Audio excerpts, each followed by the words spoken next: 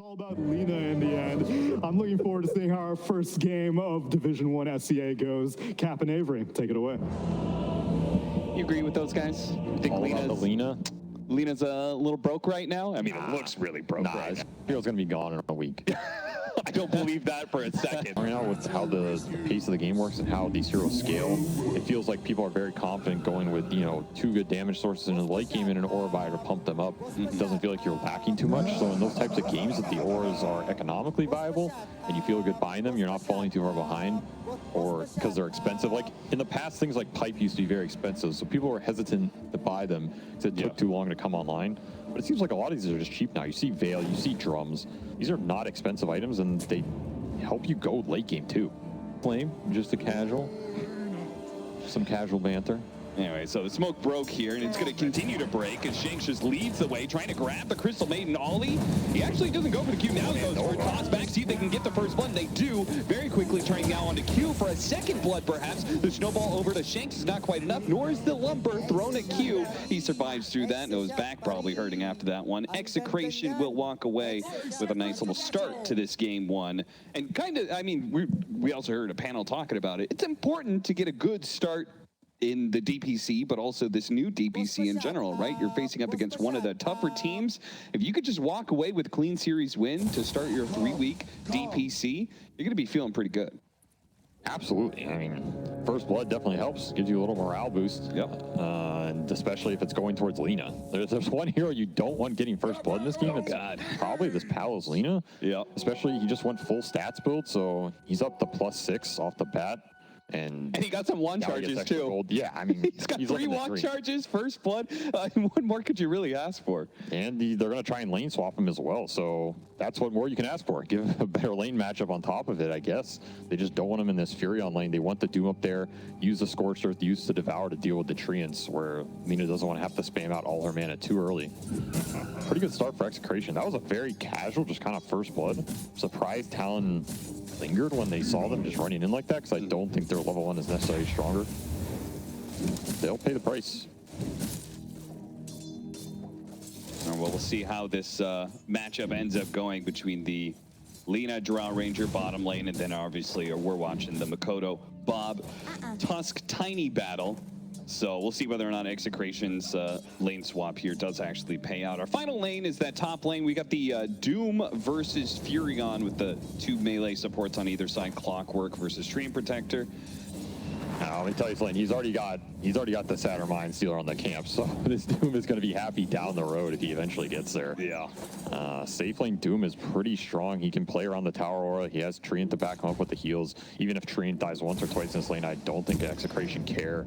So this is going to be a strong lane for them. And yeah, level 2 already has the mana burn and mana aura up. Doom is going to be very happy in this lane for the most part. Yeah, as long as he doesn't get pushed out of lane, which I would assume is near impossible with the Treant Protector with you. Because I've seen a lot of these Treant Protectors. It seems like the build right now is 1-2, and then you go 4 levels of living armor afterwards. I mean, why are we seeing so much Treant Protector in the last, well, pretty much post-TI period? I'll tell you why, Cap. Okay. Because we should have seen him earlier. I thought this hero should have been in the meta for a decent amount of time. I think he was pretty good. I think his laning strong. He's flexible. He has BKB, AoE Pierce. Always amazing in the late game. His armor is super good now, the way they changed it in terms of value points. And now in this patch, they buffed Leech Seed even more. So his laning got even stronger. His teamfight presence got better. Heals are more valuable. I think it's a pretty good meta for this hero right now. As long as you're confident in like the playstyle of him and you understand some of his weaknesses, which are, you know, his inability to move around the map early or join super early ganks, this type of thing. He's a little slower.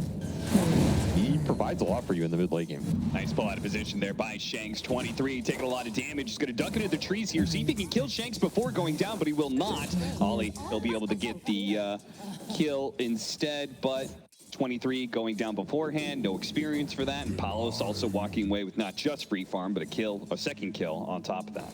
Yeah, Palos super happy with that one. Like, he gets XP for the kill, the enemy carry doesn't. It goes to Crystal Maiden. Not necessarily the hero you're too worried about getting. It's a little extra XP early.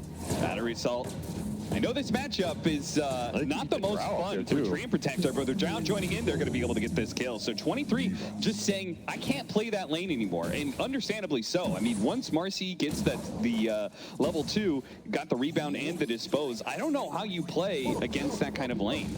No, it's way too hard. This play is very interesting. I think it's the correct play, but Talon, they do have to think about it as well. They have the TP advantage because they have the Furion. So there's also a question of, remember, Execration dodged lanes to start. I think Talon really wanted the matchup to give the Drow the better early game. Yeah. Now they're going to try and flip it up. It's a question of does Execration try and match them right away. And nice. A second toss back by Bob with the rotation from Carlo, not just to fill up the bottle, but perhaps to get the kill here as Fairy Fire will keep him alive. Carlo unable to get that one swing, so maybe he just fully survives here as the Avalanche. Just not going to come up in time. Bottle charges keep him healthy. I guess we need a couple more leash seed buffs, you know, a little more early here. That was the thing for me is that, like, Train Protector, great laner, no doubt, but I feel like he's really only viable if Living Armor is good, because I feel like outside those, especially his first ability, I'll just be honest, it just feels underwhelming. Nature's Graph, Leech Seed, great for the laning phase. Well, maybe how you use it, I don't know. Are you trying to tell me Nature's Grasp is actually a good ability? I think this ability is good if you know how to, like, position it, body block people, keep them in it, abuse Orb of Venom. That's when this spell really shines. If you're playing a more defensive treant or you're going rings, you're going living armor points, the spell isn't going to pay off as much. Your early game is going to be a little bit slower. I think that in this lane, for example, there's not much Nature's Grasp. He's not faring any better than 23 was for this lane. I mean, both of them are pretty much the same problem. They are ranged cores that just want to sit outside the range and right-click people, but Marcy, she's got that special little ability in rebound. Might be able to get the Ollie kill too. Ooh, sidestepped, barely missing the LSA. I mean, this Lena's having a hell of an early game right now. Yeah, seriously. I don't think anybody can even really lane down here. Jab is going to come back again. He's just trying to stay here, get the XP, but this combo is deadly. And again, you're feeding so much extra XP to this Lena who's playing in the off lane to begin with. I guess the one potential advantage they have is the movement that Nature's Prophet can bring to the table with the teleport, so maybe we'll see him show up in some other lane for a gank when it's back up, but you're only going to have a limited time where you actually have that advantage. With the Lena having this kind of start, you can expect, I would think, a pretty fast boots of travel.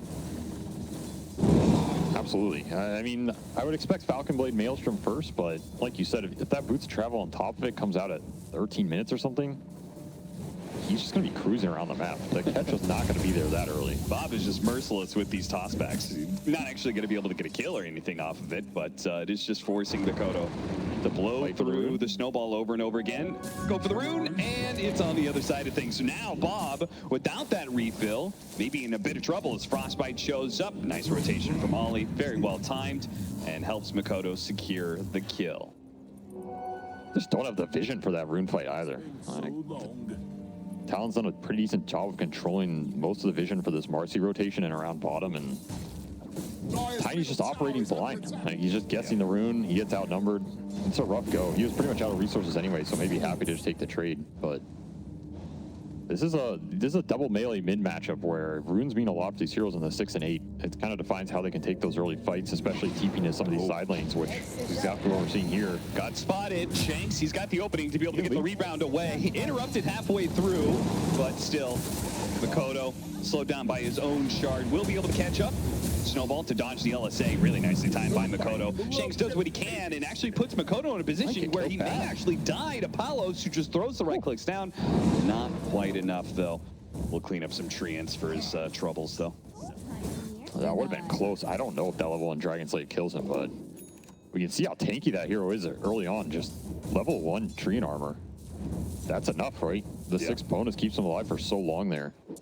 Not sure if that punch rebound interaction did him any favors, but no, definitely not. You know, you take what you can get. I mean, that's not really what Mikoto wanted out of this, right? Like, he's going to expend an early TP on this Tuskar, have to run back to mid. He really wanted it. Feels even worse if the enemy's mid, their rotation works out perfectly. No problem getting the kill on 23.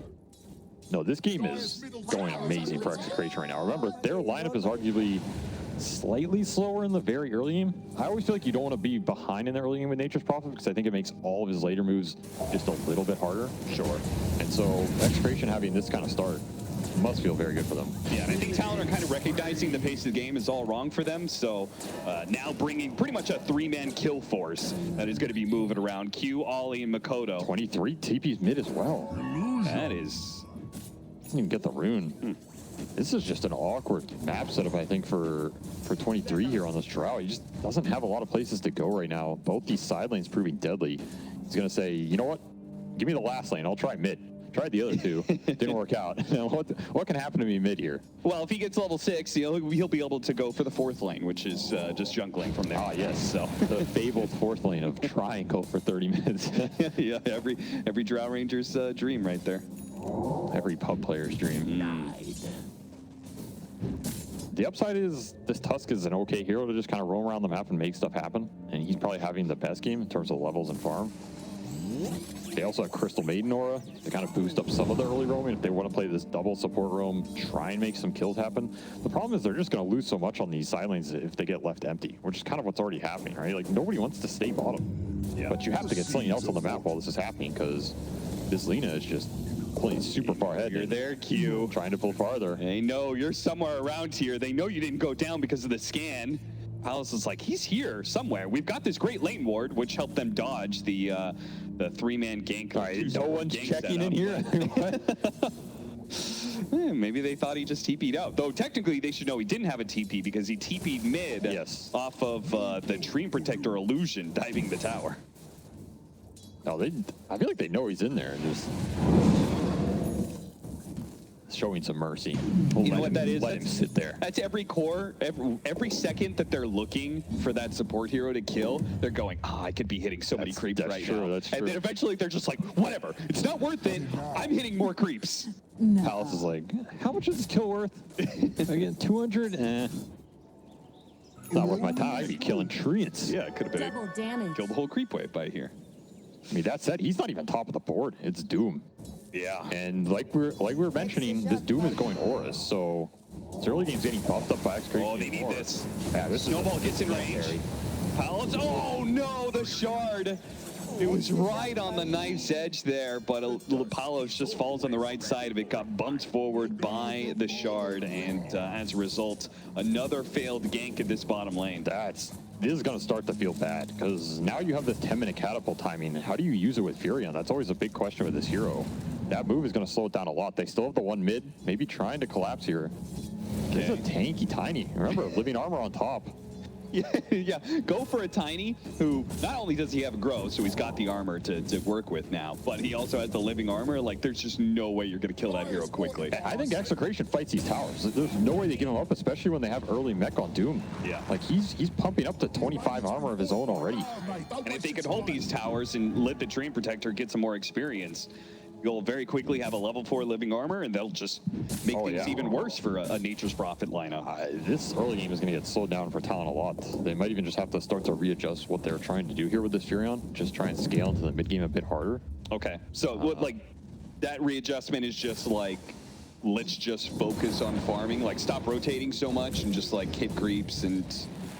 I mean, I just don't know if these towers are going to be a play. Like, I don't see Talon making the collapse on these towers that are working out if Execration can read the move. Your best bet is to try and kill this Lina, who's still playing in this off lane. That failed a couple times, though, right? And it starts to add up. They're going to try it again here with another smoke. Yeah, they do have the hook shot. Look at the positioning by Shanks. He's pretty much just shadowing this Lina the entire time and saying, like, if they're going to smoke and rotate and try and kill the Lina because nobody's showing mid right now, you're going to hit the Marcy first. And you may not even get that kill. We'll see whether or not he can get the rebound off. Nope, not quite. Talon are able to at least get that much, but it was not what they wanted from a three-man smoke gank that took 40 seconds. No, they want to be making aggressive moves with the Furion coming in, with Furion ulti on top, getting core kills. Execration probably happy with this. They read the move. Treant's just getting free XP top, almost up to level 6, level 3 living armor online. Bob's pushing towards Blink Dagger, has an Invis rune, and Tino, he's already got Greaves coming out. This is a crazy early Greaves timing. Yeah. For a lineup, again, that pretty much only has to deal with physical and has low damage nukes for most of this mid game. I don't know how you take a 5-on-5 in this Greaves Doom right now. I don't think you can. So then it's a matter of splitting them up on the map, trying to abuse Furion's lane push, Crystal Maiden lane push. But the catch for Execration is going to come online with this Tiny, so you gotta open up some map here. Not easy. Probably make some other smoke moves, other 5-man collapse on this safe lane, kick this Treant out, try and trade the towers. But again, if you're Execration, I would take that fight. Anytime Talon comes to your towers, I'm willing to take that. Yeah, and we'll see what they do with this response as Heroes definitely showing in the top lane. Palace is not going to go for that third item, Boots of Travel, and he feels like the Force Staff is more important, which makes sense against both a Tusk and a Clockwork. Very value item this game. All right, they're just going to trade the towers. Okay. They don't feel like they can set up this fine decision, and Execration now the ones pushing mid here. Maelstrom online for Lina. There's a lot of damage and a lot of tankability coming out. They're just forcing the issue. Yeah, why not? It forced them to fight into this Greaves that, you know, you pointed out is such a big problem for this game. Smoke is there, and they see Tino.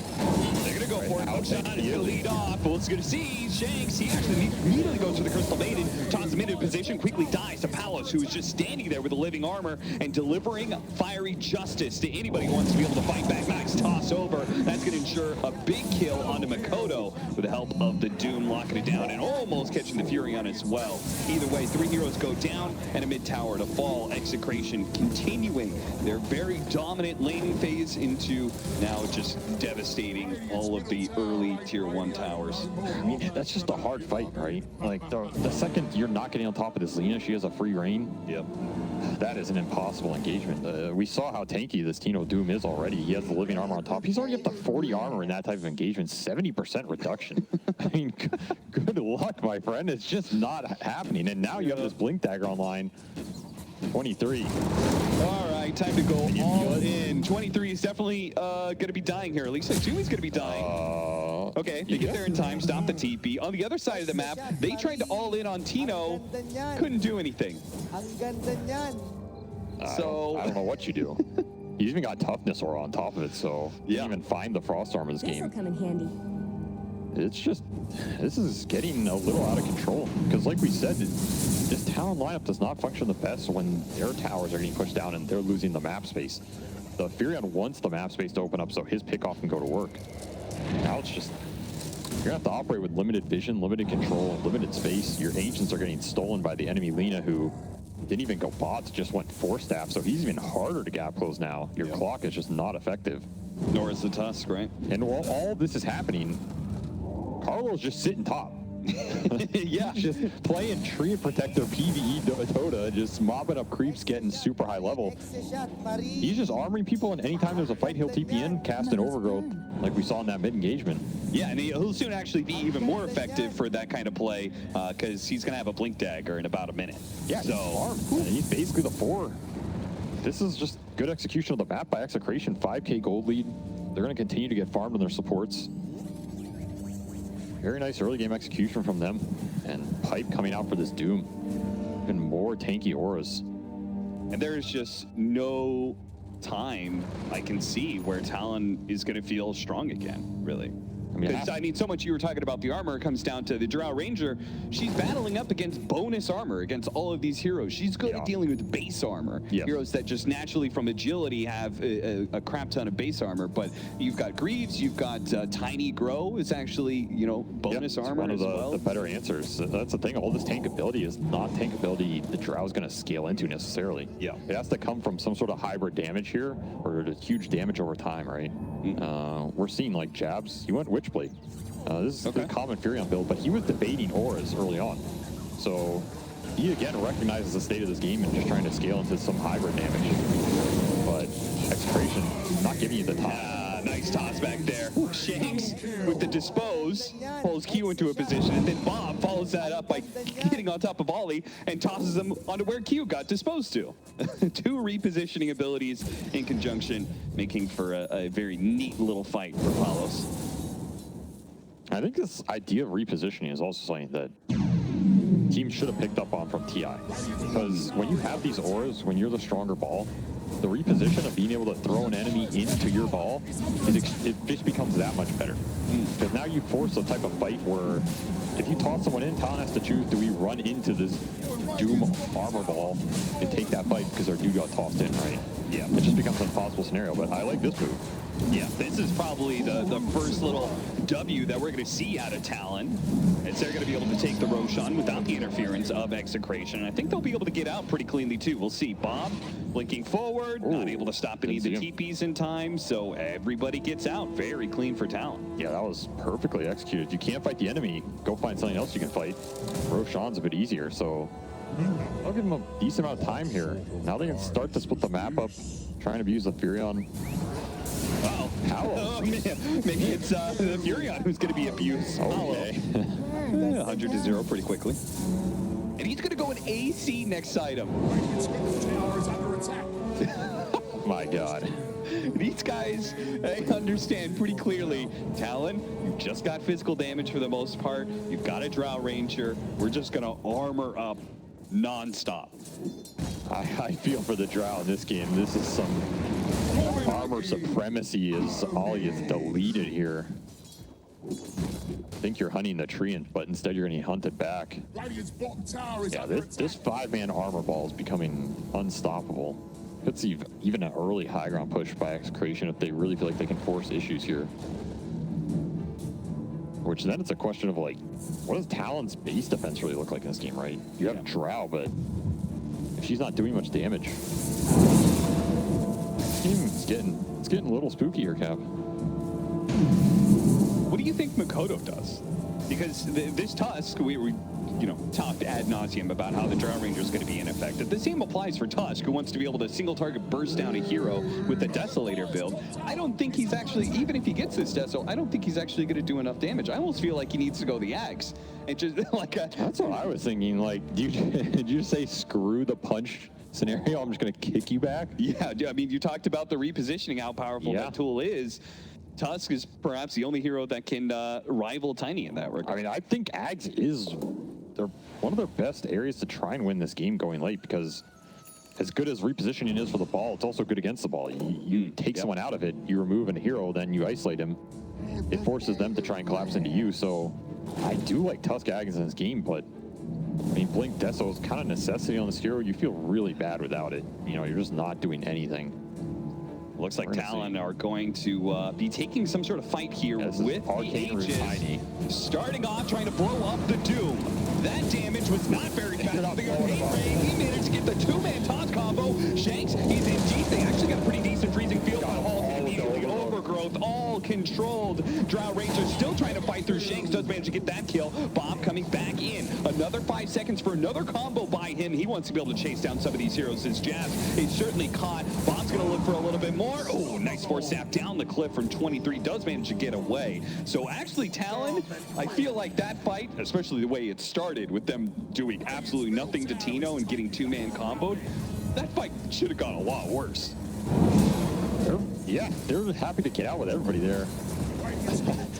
I'm just watching them right-click this Doom, and there is nothing happening to this guy. He's just sitting there like, well, what's up, bro? Like, okay. 75% resist, have a nice day. I think Jab started right-clicking him, and then he just gave up. Started right-clicking some creeps. May as well get some farm out of this, because I'm going down anyway.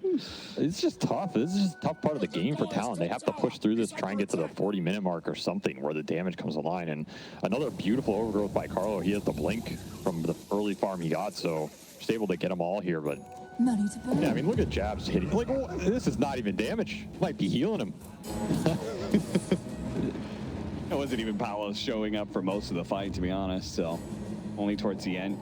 Nature's Prophet ends up going down. So the Aegis is now gone. So Talon, I mean, they already showed they're not going to be able to fight much. I am curious, though. I feel like we both see this game as very doom and gloom for Talon. And I've been kind of surprised at the win percentage. Well, it dipped down a little bit more, but right now it's 25 to 75. So give me, what is the 25 that's being represented here?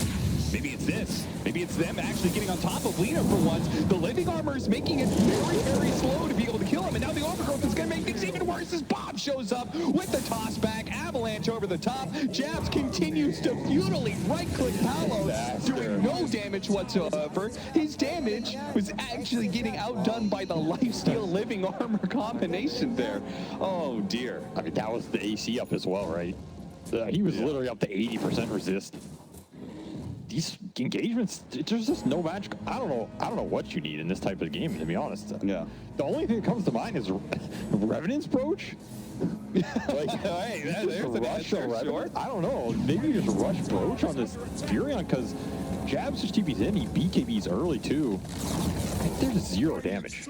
Yeah. None of these plays are going to work. There's just no capability here. Like Jabs went for the second item BKB for him to be able to do exactly that scenario. You go stand there and deliver damage out to a hero, just commit and finish it off. But yeah, it's not happening. He doesn't do nearly enough. And I think this is the power of what we were talking about from the draft on too. If you pick an offlaner here that gives you auras, gives you some armor, this Talon draft's going to have a hard time fighting because the damage is limited in the mid game. Then you might fall behind, which is what happened. So I really like that he went. Oh, nice hook shot. That's a good way to there onto the Doom as well with the 2-man silence. The snowball's going to stick on top of Lina. If they can finish him off here, it would be massive, but a little disposed, a little bit of movement, a bumper, a turn around, 2-man stun. The Nature's Prophet TPing in to finish off Palos. Pops a BKB. Palos knows he's dead. He's going to turn around and do what damage he can. The rest of Execration, now without their Lina, are lost. Talon with the comeback there, all off of a beautiful initiation from Q. God damn, I mean, I thought the high ground was pretty doable for Execration, but that double core cogback was just absolutely disgusting. Also, how did they get in that position? I don't know. That's what I'm thinking. Like, how is the Lina getting caught in the base? I guess we're gonna find out. I mean, he does get forced out, but the damage is done, right? Yeah. You have to kind of reset. There's just so many hypothermia stacks getting put on too. This Drow will kill you over time if you're in this type of position, and I mean, Doomer for what? Now Jabs gets to clean up a low damage Lina. Ideal scenario for them. Wow, this game has certainly changed. I guess that was the 25%. Yeah. That's some signs of life here for Talon. A lot of gold going their way. Remember, these kills mean a lot for them. Failed high ground. Gonna give them some time to farm up the damage items. Seems like Execration maybe overconfident. I mean, we were pretty confident in their chances of victory in this game, too. I mean, Maybe that's why Palos walked up the high ground. I still think that high ground is a viable high ground. Oh, yes. I think that was like a very misexecuted high ground push there. I think Lina should be able to siege this. You force Talon to have to jump you outside of their base, and then you can take the fight that way with the auras, but... Yeah, again, one of the biggest advantages of the Lina, right, is that attack range. Yes. And when you run up the high ground, you're not using that entire advantage. Yeah. You sacrifice a little. But, hey, Talon were ready. That's the thing about high ground. If you're there and you're ready, a lot of times you might get that jump that the enemy's just not expecting you to all be sat there. So props to them to be ready for that go and to execute it fast. That's what gets them that fight, and maybe some life back in this game. Now Jab's going for the Gleipnir here. It's another source of some hybrid magic damage to help cut through the armor. So I like that as well. Also, the root is going to be a pretty effective here going late game. You don't have a huge amount of BKBs online for Execration right now. Palos stalled his up, so he's going to be going for one next, and this Tiny has one, but Doom isn't going to be getting one anytime soon in the other two supports, so the root is not bad here if you're trying to play some long stalled out fights. But I'm telling you, that Broach, it might be. It's an interesting idea, that's for sure. I mean, people Jabs, oh no, that's awkward. He does have the BKB, so he should just be able to instantly... TP. Their smoke did actually end up finding Ollie, surprisingly enough. I thought everybody from Talon was actually out of this top area. I thought they read the smoke, but I mean, it's just a Crystal Maiden, not that big of a deal. Execration, they're waiting for Roshan, and this is a very important Roshan as well with the shard, so they do not want to give, if they want to re-cement their hold on this game, leads through Roshan. Get the Aegis on Lina, and then, that's another mechanism to go high ground. You get another chance, but this is the kind of gameplay Talon wants right now. They want to stall up the map, have the Furion shove some lanes, have Execration maybe mess up some TPs like they did, and then look for a pickoff. Execration does have a very good ward here, though. Talon's just sitting on it. I'm going to start backing away to their own high ground here, but Bomb strikes first.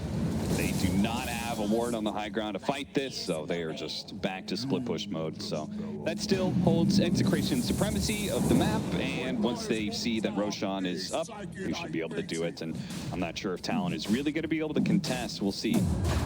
Maybe they feel like it's a must.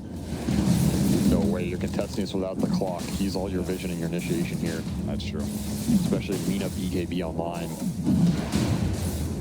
We'll probably give him the Aegis here. Shard going to do. Yeah, it's a pretty nice shard, I would say. I don't think he really wants it though. I think they're debating this one. I think it's Marcy or Lina here. I know some Marcy's like this, some really don't. It's like it's a feel thing, so. But he will take it here on Shanks, so it is another like soft save. You know when your Lina gets cogged into the base.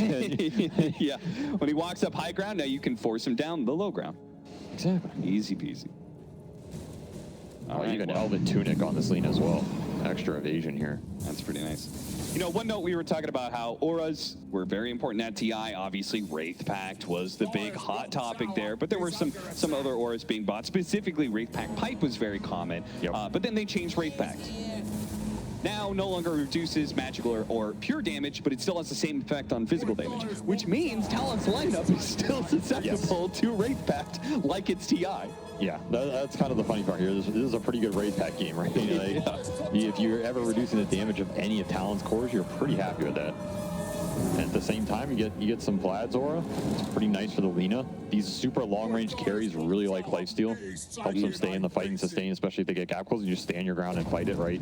A lot of Lina builds build the Satanic naturally for the same reason.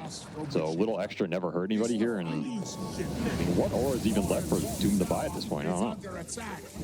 Get a Veil. Shiva's? Drum. Yeah. Double boots it up. Jabs. He is. Oh, that was actually a really good read. They know. And. Oh, they don't have the detection. They don't have the vision, rather. Shanks, he tried to give it to them with the rebound up there. They could have just gotten the Doom off then. Jabs. You're lucky to get out of that one. Yeah, seriously. He's under attack. Again, though, stalling the game, like this gold lead's not grown. So Talon is technically getting what they want out of here, which is just to force the game to go later. They get the TPs out, and now they get to smoke 2 wards up on this Crystal Maiden as well. They find the lone hero on the map. They can kill that hero pretty fast. I like how Talon, well, first of all, Palos played the triangle with this Aegis and just said, okay, they had to rotate outside of bottom lane. If they come top or to the triangle, like, I'm ready to go. And Talon actually made that read, and they smoked up, and they just went to the same area. They're just like, okay, we cannot play the left-hand side of the map at all because they're just going to hold that triangle area, and we're just going to try and see if we can get whatever picks we can. Execration, though, are going to just force it here with 2 minutes left on the Aegis. I think they should force it. Like, this is your Lina high ground. She's stacked as hell. You should feel very confident going high ground. You just understand how to take the fight and bail her out.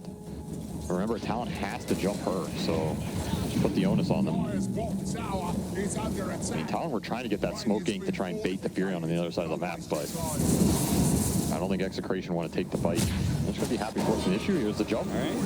Punch lead off, the snowball follow-up, but nice use of the shard there to get the Lina back into the low ground. Now, Bob did jump in, but the Drow Ranger's damage not really doing nearly enough. With the BKB popped, Palos committing for a decent amount of time. They turn in with Bob to be able to finish off the clockwork now.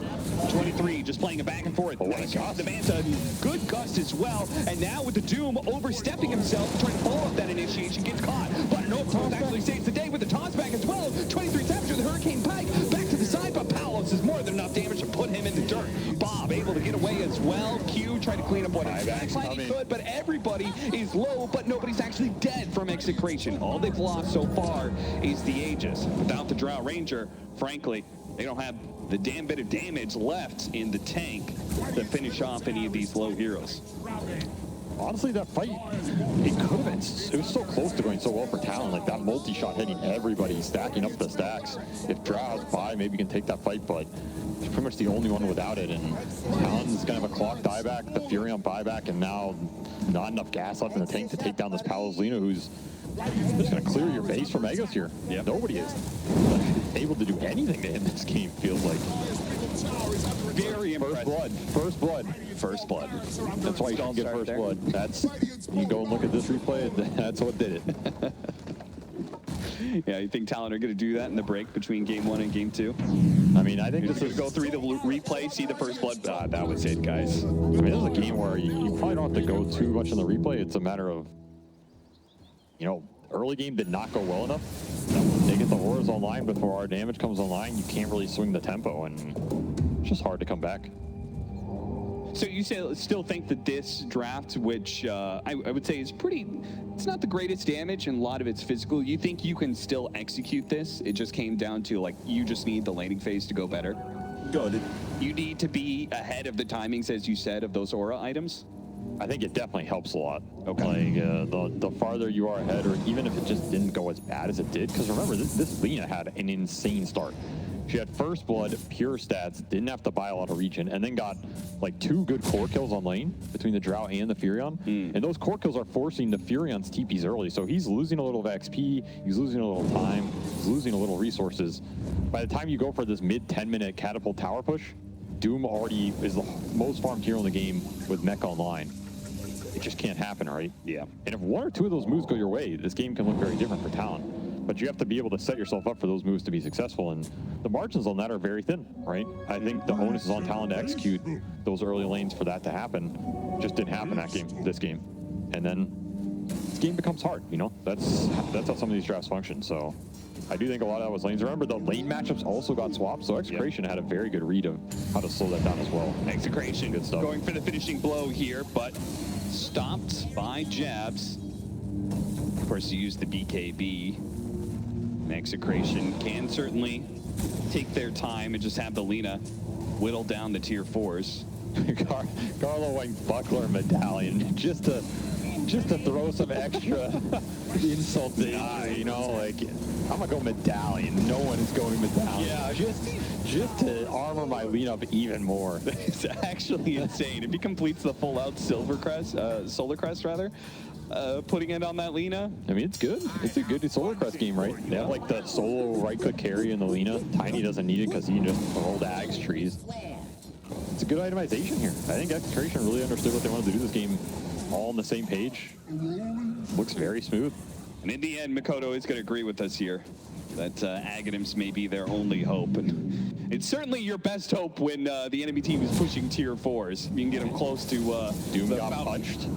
Punched. Hit by the multi-shot, 500 damage. Knocked back from Bob. Actually gets Ollie instead of the Drow Ranger due to the BKB pop. Immediately a Manta off of the Overgrowth, trying to put some damage onto anybody here. Multi-shot hitting all of these heroes, but they're taking absolutely nothing. GG is called. Execration, an extremely clean. I have to say, like, I feel like this game, how many mistakes did they really make? There was that one mistake going high ground. Yeah.